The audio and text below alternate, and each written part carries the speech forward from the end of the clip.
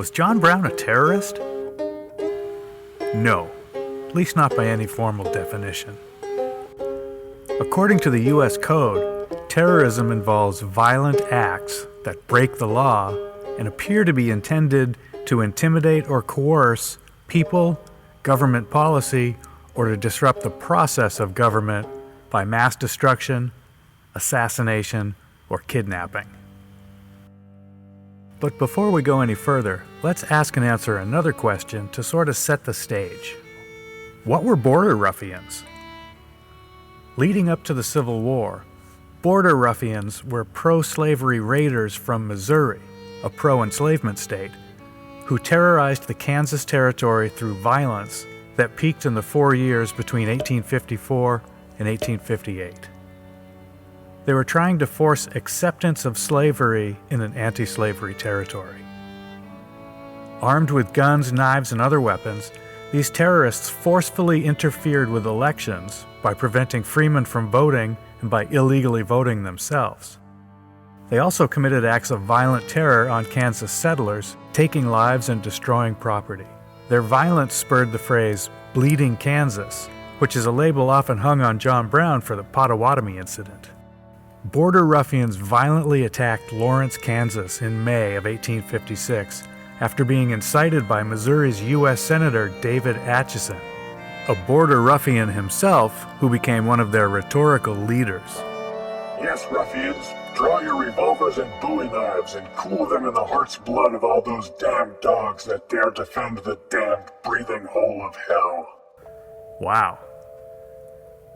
Another choice quote from the pro-slavery Atchison encouraged Missourians to defend their institution with a bayonet and with blood, and if necessary, to kill every goddamn abolitionist in the district.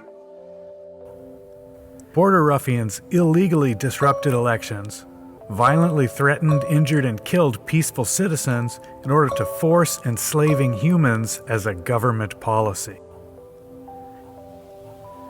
That meets the definition to a T. So that was the basic landscape at the time. Rabid racism, violence, lawlessness, and hate. So let's get back to John Brown. John Brown's sons moved to Kansas along with a lot of other people from the abolitionist states in the East to populate the new territory with anti-slavery voters. They'd set out to promote equality through legal voting. The Brown boys quickly became targets of these terrorist border ruffians, and that's why John Brown headed out there. Brown is often called a terrorist because of the Potawatomi Creek incident, where he and his men killed 5 border ruffians who had planned to murder Brown's sons and families. You can even read about it in the newspaper. This act was murder, but it wasn't terrorism. Brown did not seek to intimidate or coerce a civilian population. He did not seek to influence the policy of a government by intimidation or coercion, nor did he try to affect the conduct of a government by mass destruction, assassination, or kidnapping.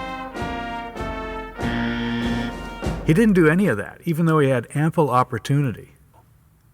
At Potawatomi, he set out to protect his family. Brown's goal was to disrupt the institution of slavery, not through terrorism, but through slave revolts, where enslaved people walked away from plantations en masse, making the system of slavery broken and hopelessly dysfunctional. His raid on Harpers Ferry, Virginia, was an attempt to ignite a massive walkout of Virginia's enslaved population. His efforts to give weapons to these people was a way to provide them with some sort of defense against the brutal system of slavery. He never killed or kidnapped slaveholding people to intimidate them into freeing the humans they had enslaved. Instead, he attempted to empower the people to take their freedom back. And Brown wanted them to be able to protect themselves from those who had enslaved them. In the conversation about terrorism, it's often said that one side's terrorist is another side's freedom fighter. That cannot be said about border ruffians. They were most certainly not freedom fighters. They were domestic terrorists laying the blueprint for KKK violence. Slavery is terrorism. John Brown was a counter-terrorist. John Brown was a freedom fighter. And John Brown was right. Glory, glory, hallelujah, His truth is marching on.